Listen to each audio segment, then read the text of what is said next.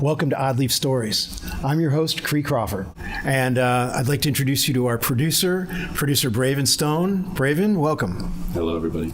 Braven will be our tour guide as we embark upon these many journeys. It's a dangerous job, but someone's got to do it. Yes, Braven, and you're the right guy for the job. I think we found the right person. Thank you. Perfect. Braven's going to keep me on track as much as he can. I have a shock collar yes, that I'm going to use on him if he ever goes off topic. Yeah, thank you. It's been known to happen. It will probably happen. It'll keep things entertaining. And a little spritz bottle if he gets on the table. He spritz me, there's going to be a problem. But how do you like the studio? Well, I have to tell everybody this. I'm so proud of Braven. Braven built this whole studio from scratch, and I'm so proud of him. It's incredible. Feels great to be here. It's very professional. We'll have a number of interns who will be lucky enough to join Braven in this journey. Braven's been interviewing them. Call me if you want to intern. Yeah. We'll give out the what's the email address? info@oddleafstories.com, or is it producer at? What do we have? It's info. It's info. Info@oddleafstories. Also, if you've got an Odd Leaf story of your own that's interesting, reach out and we'd love to. www.oddleafstories.com. Check us out, or you can see www.oddleafmedia.com and get more information about us and other stuff we're doing there. Absolutely. Today we're going to be interviewing a good friend of ours, Dave Daly. He's the CEO and founder of Grav Labs. And Grav is one of the most iconic functional glass companies in the industry. And Dave's been embarked on a 20-year story. I think you're going to find it really incredible. He'll touch upon all aspects of how he got started, the challenges he's faced, and sort of the turning points throughout his history as the CEO of this company.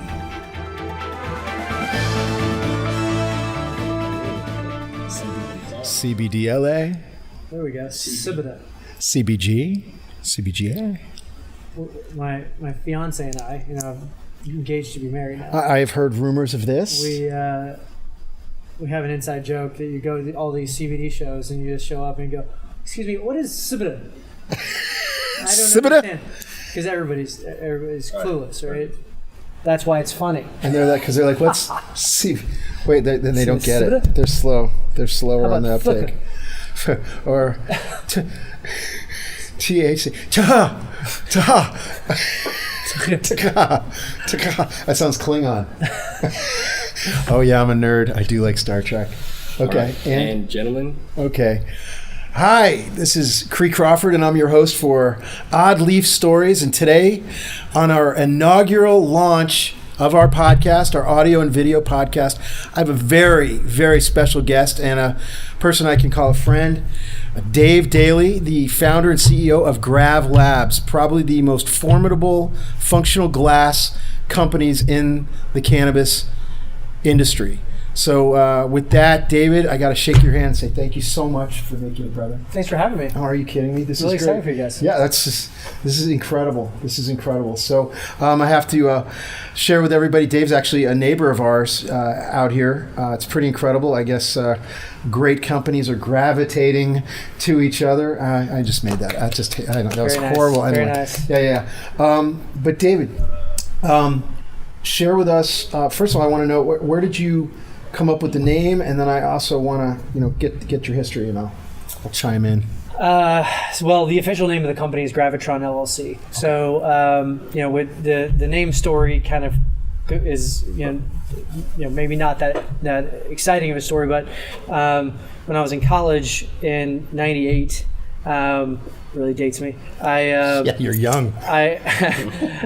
We would make these gravity bongs that and I was always the guy that was making them, right? Like we'd go above and beyond. We'd make it. We'd take a Jim Beam bottle and we score it around the edges, and then we'd get suited up and put it into boiling hot water and then ice cold water and it popped the thing, and then we put duct tape on the bottom of it and find a bucket, and then we take the screw cap, and instead of just putting foil on it, we got a one hitter and shove that in there. So we're making this sophisticated gravity bong, and the MacGyver of and it was around year 2000. So in the Gravitron, that circus ride was a thing, and it dates me even further, and and I think that they called it the Gravitron 2K, right? And so like we would refer to this gravity bong as the Gravitron 2K. And so when, flash forward to 2003, when I started the company, or 2004-ish, on that right around then, which is another story. I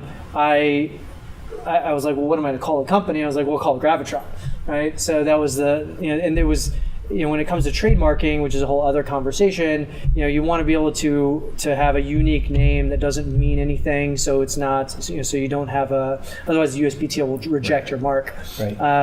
So Gravitron was a really easy one. Although there are other products called Gravitron, there just can't be legitimate consumer confusion around the name. So it was a great trademarkable name, and unfortunately, I never got Gravitron.com.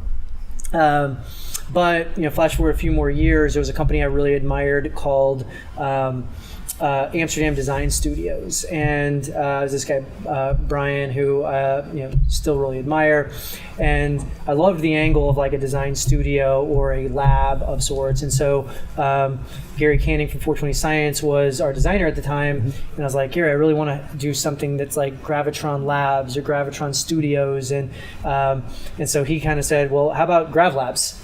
And so that was like 2008 was born Grav Labs. Flash forward a few more years, and I was trying to find better domains, and Grav.com was parked, or it wasn't parked. It was being used by like a consultant out of Minnesota or something, and so I negotiated to buy the domain in 2012 for $12,000. And so got Grav.com in 2012. Didn't launch e-commerce until October of 2017. So like we never actually sold to end users until then, and really held out in an attempt to really service our retailers better, but more so because I'm a child of the Tommy Chong debacle, right? Tommy Chong Gate, where Operation Pipe Dreams, all of these online head shops get shut down, right? And so I was always scared to sell online. It was a lot of exposure, unnecessary exposure. So yeah, it took us until 2017 to bite the bullet and do something risky to start selling directly to end users. That's awesome. Hey, producer Brayman, could you pull up his website? I can indeed. We've got good tech. Nice. Yeah. Wow. Yeah. It's a good website. It's good stuff. It works. So, you can actually click on stuff and buy it. Yeah. What? So initially you were B2B. You were selling to head shops, or how does? Well, initially I was just selling a gravity bong, right? Okay. Like I came to market, I was like, I'm going to boil the ocean with an all glass gravity bong, right? No one's ever done it that made an affordable one. There was a. So explain, explain the design so some people understand what a gravity bong is. So a gravity bong is, a lot of other countries call it a bucket bong. It's the concept is it's a vacuum chamber, right? Okay. So you take a bucket, or in our case a small cylinder vase, and you drop a bottle inside of it. The bottle has the bottom cut off of it. Okay. Traditionally, these are done in bathtubs or sinks with a fraternities and sororities. Yeah, exactly. With a Coke bottle, you cut the bottom off the Coke bottle, and then you take the screw cap, cut a hole in the top of that, put some foil in the top of it, poke some holes, and then drop the bottle in up to as high as you want the water to be. Light it as you lift it up out of the water, and all of the smoke gets trapped inside the chamber. You unscrew the top, put your mouth over it, push down, and shoots everything back. Yeah. I mean, still to this day, it is the most efficient way to smoke cannabis, right? Like, absolutely, you don't lose a drop, right? Like, and this is something my dad always tells me. He's like, man, you really ought to push the Gravitron more. It's the most efficient thing. It's the best way to get the most smoke out of your smoke.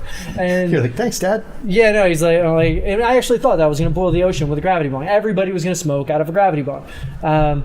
And I did that. I banged my head against the wall for 3 years, learning how to, blow the glass components myself, cut every bottle myself, made every phone call. Hands-on.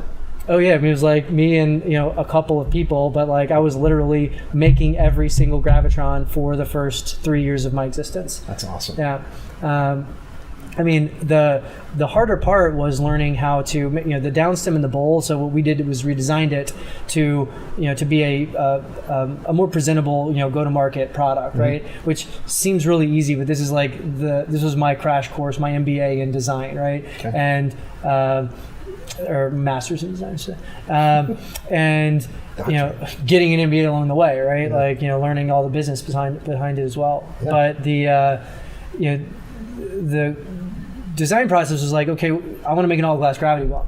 Go, right? Okay. You look at it today. You can get the gravitron up there, right there.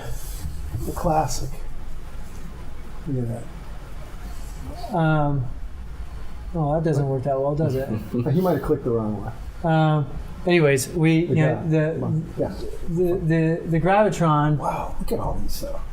Oh yeah, these are some of the artists. This has been updated in the last few months too, right? I mean, I looked at Yeah. it around Christmas time. This So is you gotta cool. go up there and click the keyword and just hit gravitron.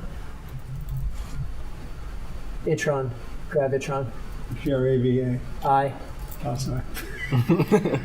Let the professional tell me. Right That's there, good. medium bottle. That I'm one. just facilitating. There we go. Oh, that's just a part. Replacement bottle. Let's see. Oh, look at that. There Wow. it is. Okay. Right there. Like the medium. You Look have at like that. different Wow, that's sizes. pretty. Holy Yeah. cow. So okay, I got it. So there's glass. That's incredible. Look, and it's sold out. That's embarrassing. No, that's I a was good going to thing. It order means one you're doing well. on camera. Right. Yeah. Well, That's good. tell that to the people who want to buy it. It's kind of cool. It looks like a liquor bottle. So I mean, for those people who don't want people to like You put know this that they're Liquor did you cabinet. design it like that? So that's a great segue to the story, right? Okay. Like, so the Look at exercise in that. like how do you design an all glass gravity bong that's Right. affordable, right? Right, The right. goal was to get it to market for $50. Costs have gone up, but the first step of it was like, okay, well, let's figure out how to cut a bottle Right. efficiently, Mhm. and where do you go? You know nothing, right? Right. Imagine you There's know a- nothing. How right. do you cut the bottom off of a bottle? I know nothing about cutting the Right. bottom. So you go to a local glass shop, right? Like, okay, how do you cut the glass shop? It's like one of these glass makers, right? Okay. Benzwangers is exactly where I went in All right. Houston. Okay. I'm like, hey, it's around Mother's Day, and like, hey, I want to make a vase for my mom. I want to cut the bottom off this bottle. I couldn't tell I'm making a bong, right? Right. This 23-year-old kid, I want to cut the bottom. So the guy's like, well, there's no good way to do it. You got to score on the outside, tap out the score from the inside, and I'm like, yeah, it's not going to work. Is there a better way? He's like, well, you could use a glass cutting saw. We've got this little Makita in the back, and but you'd have to like rotate it. I'm like, yeah, let's see what that's like. And so I go back there, bust out my flip phone, turn it on to video, and the guy's like, one guy's holding it, the other guy's cutting it. They do 3 rotations, bottom pops off. No I'm fingers like, lost. they take the polishing tool, they polish the bottom of it, and give it to me and go, yeah, good luck, kid. And so take that that video home, look at the Makita model, go and buy the Makita saw the next Right. day, and I'm like, all right, I'm off to the races. Well, what kind of bottle do you use? So I go to Sam's Boat on Richmond in Houston, Okay. and I go to their dumpster and Right. literally get into the dumpster and find like the most cylindrical bottle that I could find because I didn't want it to be have a handle or whatever. And I found this Seagram's bottle, and so I grabbed a few of those, and I start cutting bottles. And and I didn't worry about what I was going to put it in because I was like, yeah, I'll just find a plastic bucket. There's got to be a available bucket, right? I can Or a fish these- vase or something. Yeah, and it was all everything's going green at this point in the world. Okay. I'm like, I'm going to use recycled bottles. It's going to be super green company, and then the and by the way, if this is getting on too much of a tangent, No, I love let me know. But No, like this is down in this dirty is what details it's of making about. the gravitron. I love this. So the History. right. So the so I go to I get the bottoms cut off, and now I'm like, well, what do I put in the top to to use as a bowl? Right. So I go to the BC Smoke Shop. George, the owner's like, behind the counter. I tell him what I'm doing. He's like, well, when you buy this, let's see if we have some down stems in the back that would fit the bottom, the top of the neck of the bottle, And a then gasket. with a gasket in it, and then we can put a bowl into the down stem, and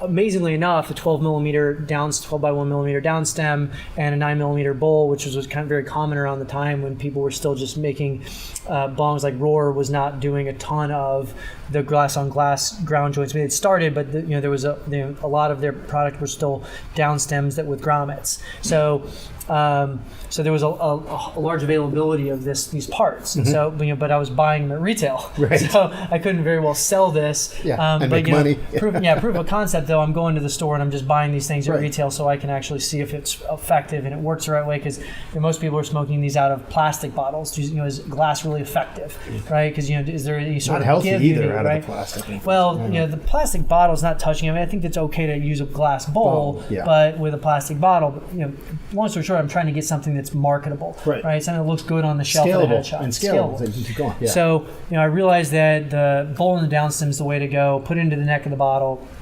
But I still have these odd bottles. I'm fishing them out of dumpsters at liquor stores, not liquor stores, at bars. So they're all different. Right. So how do I get to a uniform bottle? Well, I'm cutting these things at my parents' house in their garage, and With the Makita. with a Makita saw and a vise, and and so my mom's like, hey, very supportive parents. Thank you, Mom and Dad. My mom's like, hey, why don't you use this Kendall Jackson bottle of mine? And it was like, eureka. Wine bottles are all the same, right? And this is all condensed, right? This is all happening in a very short amount of time. But right. but my it's mom's a learning like, curve. You just totally. You gotta don't ask think questions. like wine bottles. Okay, wine bottles are scalable, and they're Again, all very thank you, Mom. Right, exactly. And Kendall Jackson. And I'd been brainstorming about how to, what the bucket is, and when the wine bottle thing came to be, I was like, oh my god, like maybe this wine bottle will fit this cylinder vase that I found at Michael's, Right. And sure enough, the wine bottle fits the cylinder vase, and now I'm off to the races. I can put a wine bottle inside of a vase, and a downstem inside the neck of the bottle, and a bowl inside the downstem, and You I got have a a product. product, right? Yeah. Now, there are a whole lot of details that kind of go on from here, like how do you get the grommet on the bottom of the Right. bottle to fit, right? Well, Home Depot's bound to sell a grommet that fits that, right? So I'm going to Home Depot, I'm going to Lowe's, I'm going to all of these, maybe Builder Square was still around at the time. Remember Builder Square? Yeah. So I can't find one, right? Like it doesn't exist, and making a mold is going to cost, making a mold and making my own part grommet, for yeah. it is also not really an option, because I'm still fishing these things out of dumpsters. I'm going to recycling facilities and I'm finding bottles, wine bottles now, Right. and so all of the bottoms are relatively different, very small variations. Well, if you're going to go to a mold, you have to be to be perfect. Right. So I end up using this product called Plasti-Dip. It's a way to re-grip tool handles. Yeah. And so I'm dipping these Is that things. the guy in the boat that you can also, the guy doesn't sink if you spray it in the bottom of a boat? Yes, exactly. It's also exactly. So it's, the shit's like Waterproof. tar, right? Yeah. And waterproof, which is nice because you're sticking in water. Super labor intensive. I built these racks to be able to do this. I would pour the Plasti-Dip out into these into vessels, across a table, and then I would dip each bottle, rotate it around, dipping each bottle in Plasti-Dip 4 times over again, so I could get a thick enough thickness. grommet around the bottom of it. Right. And it was a huge cost of goods too, right? Like each of these bottles was $7.50, and I could basically get plastic on that for about 20 bottles. Yeah, So okay. that was adding a lot of cost, Right. And time. Yeah, and meanwhile I'm like, okay, well my cost of goods here is it's like $10, and I'm selling them for $20 wholesale, and I'm doing my math, and I'm like, I'm gonna be rich. And Double my money. Right, exactly. And so I you don't take into account, it's so easy to just go into business, but you don't take into account all of the other business expenses, your rent, your employees, your trade show expenses, your advertising expenses, your cost of your ERP, everything that adds up. So I'm gonna be sort of rich. Yeah, no, I mean, absolutely. And this is where I can kind of flash forward a little bit to, give you the more broader scope of the business journey, which was that, I learned how to do all these things as I was going, but all the while I was building up a lot of credit card debt because I was buying, again, it wasn't enough margin to be able to finance the growth. So I was, taking out new credit cards to pay down the old credit cards, come up for air in about 2007, and small business loans from the government probably not available to a bond company. Yeah, no, I mean, Right. Bank of America found out that what I did and kicked me out, right? Like this is not Of course. even just selling bongs was just not okay. So Functional glass. 2007, I come up for air and I need to buy my next lot of bottles. And I'll never forget having to make this call to my dad. I was like, sucked it up. I was like, I'm $85,000 in debt, and I don't have enough money to buy my next run of bottles. And it was about this time, it was around like ACL Fest 2007 that I designed. I was going out trying to promote the Gravitron by making these one hitters, because I was making all of the bowls myself. So the process of making a bowl, I built these machines that I'd learned how to make, how to blow glass on my own just out of necessity, just to make the downstem in the bowl. Right. And the way that I did that was I got to see a machine, a single-sided lathe that spins the material. It's like a motor and a sheave and and a pulley system that that's attached to a dowel that has a chuck on it. And so you pre-crack all of your material, chuck it up, and then you have a torch, grab the torch, the material kind of collapses on itself. You've got a graphite rod, and you anneal it as you go. This is intro to glass making and glass. Oh yeah, blowing, sure. right It's like I mean, I would love to take it out of the abstract. We can run down to the shop and show you exactly what I do. But the process is not dissimilar to making a one-hitter. And so I was like, well, I'll make these one-hitters off the same material that I'm making the bowl off of, but no one's going to buy them. It's just a clear one-hitter with my logo on it. Well, that ACL Fest, I ran into one of my accounts, and I was like handing these things out, and he was like, dude, these are awesome. Yeah. Do you sell these? I was like, no one would buy these. He was like, come and see me. That's the one with the little nib on it, so you know exactly. what's the end. Yeah, exactly. So those are really great products. Yep. All right, guys. Real quick, we're going to take a break from the interview, and we're going to do a quick ad read about our sponsor, Ionization Labs. So, Cree, take it away. Yeah, thank you. Ionization Labs is the sponsor of Odd Leaf Stories, and it's allowing us to gather all this incredible information and interviews. Ionization Labs has a product called CanID. CanID is a full-service turnkey potency testing solution that can be utilized in-house by cultivators and extractors producers around the world. Please look at www.ionizationlabs.com and really take control of your data analysis in-house.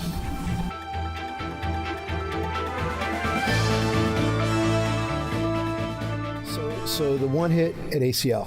So one hit at ACL, I was actually, I'd like to take it back a few months to where the idea of the taster came from, which the taster. Okay. Yeah, we actually trademarked the word taster. We have the trademark on the word taster for a one hitter, coincidentally, and when I first went to the idea spawned when I went to the High Times Cannabis Cup in Amsterdam in 2006. So I went over November of 2006. I was like, I'm going to try to win the Cannabis Cup with the Gravitron, and of course failed miserably. But everybody's smoking after each other. They're literally going from booth to booth, smoking out of bongs, right? One person after another. It's the most disgusting thing you've ever seen in your life. Yeah. So I was like, if there was just tasters to taste, because that's what you're doing. You're tasting all the weed, right? So I was like, I'll make tasters. I never did anything about it until the next ACL Fest, when I was like, I'm going to go out and hand out all of these one hitters. These tasters. Was it more of just a marketing? Totally marketing, right? So it's like a promo gift. So yeah, I never thought I would sell a single one of them. And then I see the account there, and he's like, "Come and see me." So I was like, well, if I'm going to do this, I'm going to make it presentable. And I got this test tube rack of 50 of them, and filled them out, put for tobacco use only all over the rack. Different colors. That was an important part of the world that time. Yeah.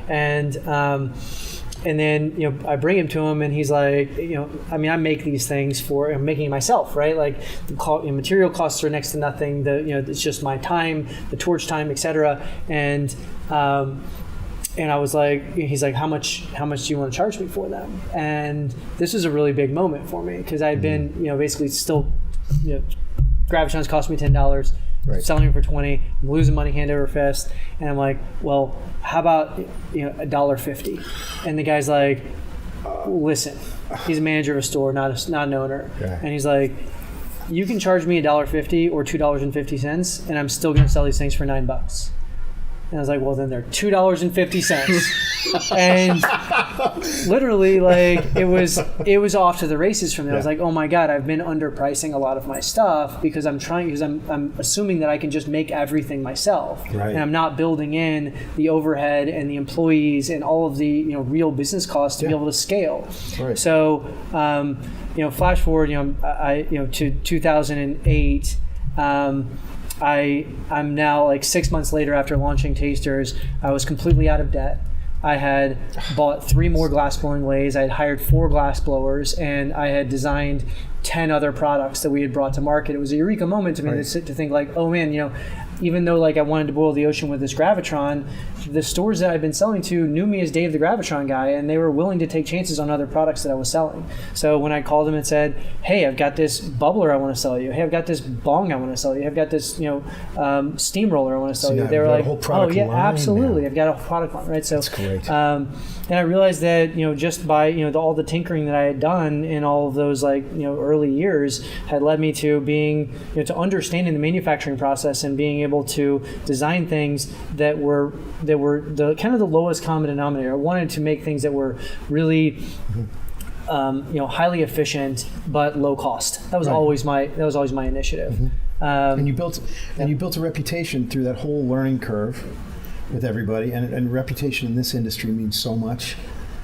And so you could call upon that. But reputation is really just it's hard, right? Like we deal with reputation stuff all the time, but the thing that really kind of like makes a lasting company is just showing up every day, right? Like as long you're never judged on doing things right. You're judged on how well you fix the things that go wrong.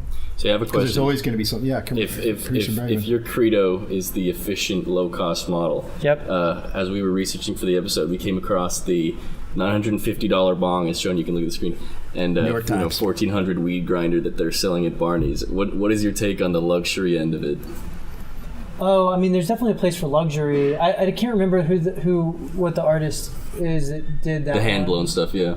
Yeah, I mean, I would have to speak to the specific artist. I mean, this in today's day and age, a $950 bong is not a big deal. I've seen functional art that's like $400,000 one-off pieces that are just artists. It's the resident glass blowers at Grav are like selling $950, $1,000 bongs every day. Beautiful. And I mean the luxury or bespoke market is a really powerful one, right? I mean it's something that I support myself, and I think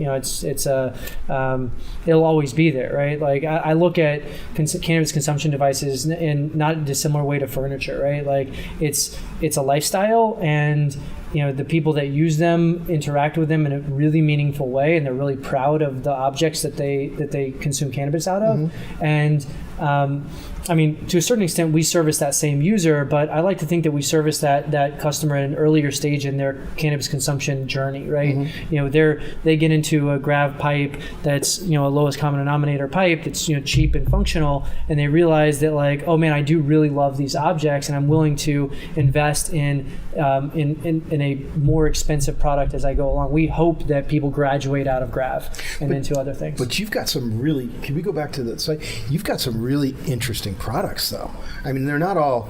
It's not low cost meaning cheap or affordable. I mean, they're affordable, but there's some beautiful pieces in there. Some really interesting stuff. What is besides say the taster, the one hitter, which really it sounds like that was your turning point in the company. Big the product turning point, which is absolutely definable. What is your favorite product that you currently carry? It's like you have it like which is your favorite kid, right? Right, as I say, it's like pick your favorite child. Or you could say why. I mean, maybe you have different things. There's different verticals. Well, of course, we do this internally. We say, I am a spoon, or I am a bong, or I'm the 32B. I'm the fire button. Like we want employees to kind of pick their favorite thing, and I'm always a Gravitron, of course. But of course, it's like your firstborn. But one of I'd say that the product that I'm most proud of is the product that was the best feat of engineering was the arc line. So I don't know if we can pull that up, but yeah, the if you go to like that arc line chillum, for example, right there. So the chillum, like everything about this product is custom tooled and custom extruded. There's no other pipe company in the world that has started with a custom borosilicate glass extrusion and completely customized every tool involved in the manufacturing of the pipe. So in the entire family of these, there's every child of that family is customized. So there's a chillum, a bubbler, a water. We have a hemisphere bubbler and a water pipe and a steamroller and a spoon, and every single one of them was custom extrusion. When I mean custom extrusion, I mean that borosilicate is similar to special type of glass. Special type of glass. Borosilicate is very similar to metal when is the way it's made. There's like a giant bath of molten glass, and it's got tributaries that come off of the lake that fall through an orifice that creates the size and shape of the tubing or the rods. Okay. So so we went to we had to buy like container loads of our own custom extrusions in order to make this. Interesting. Yeah, so it was like really it was our biggest feat of engineering. It's really rugged. I mean, borosilicate's great glass. We use it in the lab. Yeah, that's what. Yeah, it's lab grade glass. Right. It's incredible. That's awesome. So in the last couple of years, we've been talking and friends. You've come up with some new cool products. Are there some other products that are coming out, or something that you're really proud of that's just been launched that you want to talk about? Yeah, I mean, we're constantly in development. We go through development cycles. It's funny, we get a lot of ideas that come through the pipeline. You're like, oh, I've got a great idea, call me. And what people don't realize when it comes to product development is that we have a product development cycle that's 13 months. So from ideation to launch is a minimum of 13 months. Wow. So so we've got to set these things up far in advance. I toured the Nike factory recently, or the last couple of years, and Nike's design cycle is 5 years. So it's not like we're unique to this. A 13-month design cycle is fast. Yeah. But as far as products that we're bringing to market, I'm not allowed to pre-release these things. We've got big launch parties for them. But maybe we'll be at one of those launch parties. Right. Our most exciting stuff is our silicone initiative right now. Silicone pipes are a big deal right now, and people are really concerned. I always say that the customer journey in a head shop often is mostly based on three components of price, coolness, and breakability. So a lot of people are coming in, hey, I've got $100. What should I buy? Coolness factor, and I'm gonna keep it for a while. Yeah, before is it gonna break? Yeah. So it's glass. It's gonna break people if you drop it. No such thing as glass that doesn't break. But the silicone initiative, we saw all these silicone pipes coming out, and the silicone has kind of a boiling point of about 400 degrees. So when you put a flame too close to silicone, you are really getting dangerous with the things that you're burning and inhaling. Yeah. So we approached it and said, well, if it's breakability that people want, like let's take a page out of these water bottles and sleeve our currently existing pipes, but in a way that keeps the silicone away from the mouthpiece. So it's a form factor and a comfort feel. Yeah, exactly. So we've got it's going to spoil a little bit of our launch, but like we are skinning more and more of our pipes these days to give that added breakability factor that people are concerned about. And also, I would imagine from a design standpoint, a little more customization and more of a it gives a little flair, right? So if we got we can launch skins in multiple colors. You can add them to your clear glass pipe, and now you've got some more character. But we really take great care in finding the right the silicone that's like feels really good. Yeah. It's got the right durability and durability is based on durometer. So like we went through a ton of silicone vendors before we found one that was like the right fit for us. And we've got great designers that have been that build all of the silicone sleeves out of clay and then fit them to our pipes. It's an incredible design process. That's awesome. So trade shows, do you guys still attend trade shows and do stuff like that? Oh, trade shows. Because I was trying to say, so many of them. You might want to, there's a lot of people out there in the space. We've got a really great audience that's specific to the cannabis and hemp space. Sure. What are some of the best trade shows that you could say to probably attend and maybe see some of your team there? So the head shop trade show, the biggest head shop trade show by far is the Champ Show. That happens a few times a year. The biggest one of the Champ Show happens in Vegas in this early spring. This year was end of February. Sometimes it's early February, but Champ Show is a big one for us. We're going to start going to MJ BizCon, although that hasn't been a big focus for us because it's kind of just a little bit too big. It's huge. And it's just hard to, dispensaries are pretty slow to onboard accessories, right? They've been really, primarily focused in the consumable side of the business. We're seeing a big shift to dispensaries monetizing the rest of their real estate. So we're focusing on dispensaries, and we feel like we've got a product offering in our category that nobody else can match because we've got simple, repeatable products at a price point that makes sense. So again, trade shows are really tough because there's regional trade shows and there's national trade shows. Which ones do we need to be at? Where are we going to get the most bang for our buck? Because these trade shows take bandwidth and cash and which everybody is short on, no matter how big you are. Yeah. So absolutely. So what I'd like to do is invite you back anytime if we've got a new launch or new product that you want to get out there that we'd love to show. Sure. I mean, we'd love to have you back. And brother, come here. Thanks, man. Appreciate it. So good to see you, man. Yeah, Thanks you for too. everything, dude. Appreciate it. Appreciate it. And Producer Braven, are we good? I think we're good. That was fantastic, gentlemen. Thank you so much, Dave. Yeah. I'll get a little side up. Yeah. Appreciate it. I mean, if you guys want to get any more topics fit in, we can always reconvene and I love David. and So add awesome. to it. This is so fun. I mean, first of all, I know you can go on for hours. No, we could literally sit here for 2 hours. Which is fun.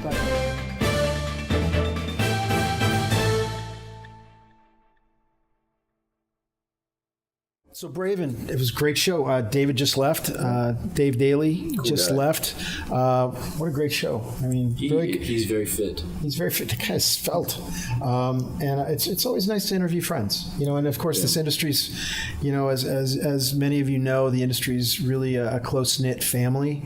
We're getting more and more people that are entering the industry, which is great.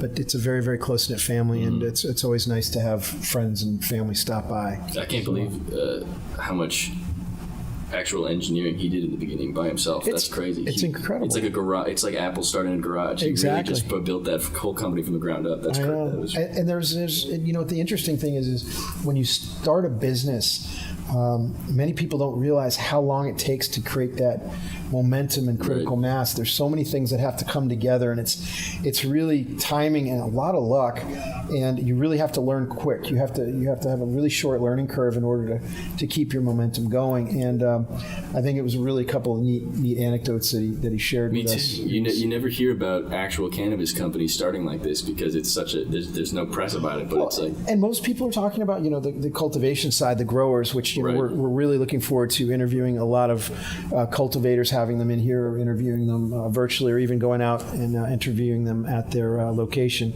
We're going to be having a sub-series called Odd Leaf Stories in the Field, and we'll be going out to the locations, literally the field, the greenhouse, the grow room, and the extraction labs. We're really looking forward to that and bringing the world of cannabis and hemp to you on whatever device you are looking at us on. Anyway, but thank you for joining us. If you buy any Grav Labs products, just type that you saw them on this show. Yeah. Props to us. Yeah. Let them know that we said. Spoken like a true producer. Anyway, well, Braven, I appreciate it. And this is right now, this show right this moment is a true culmination of lot of effort on your side, and I really thank you. Thank you, sir. Yeah, so we're really looking forward. So welcome, and please join us for this ongoing journey. We're going to introduce you to some wonderful people. That's a Thank wrap. you. That's a wrap. Woo! Cheers. Cheers. You've earned it. All right. I wonder and then how we'll fade to is that black. going to be fun? Then we're going to fade to black.